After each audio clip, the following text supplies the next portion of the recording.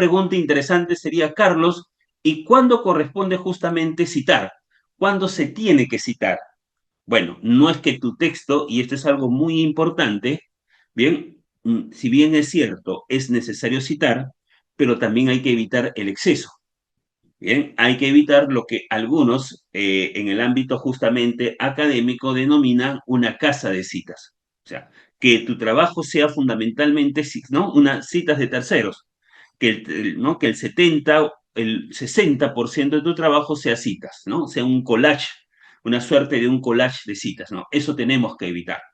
Por lo tanto, ¿cuándo es oportuno citar, perdón, cuando se presentan las ideas de otro en forma resumida, parafraseada o textual? En otras palabras, cuando tú, el texto que estás elaborando, tienes la necesidad justamente de, además de tus propias ideas, expresar las ideas de otro autor, porque van a servir para respaldar lo que estás señalando, entonces es ahí cuando tienes que citar, ya sea de manera textual, ya sea de manera parafraseada o ya sea de manera resumida. ¿Cuándo citas? También tienes que citar cuando tienes que precisar un término. Hay un término que es clave en el trabajo que estás desarrollando y sobre ese término tienes que definirlo, tienes que señalar cómo ha ido evolucionando, digamos, en la doctrina, en el derecho comparado o en el derecho peruano. Es allí cuando tienes que recurrir a un tercero. Y también se tiene que citar cuando se incluyen tablas, datos estadísticos, etc.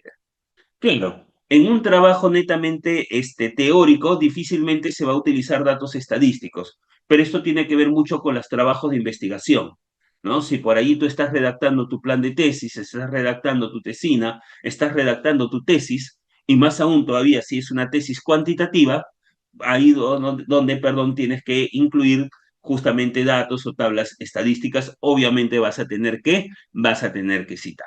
Entonces, ¿cuándo citar?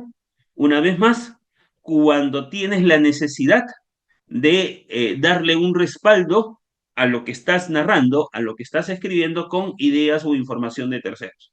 Cuando tienes que citar, cuando tienes que esclarecer, cuando tienes que definir, ¿no? O indicar la evolución de un determinado término que es clave en el trabajo que estás redactando. O cuando existe la necesidad de incluir tablas o datos estadísticos.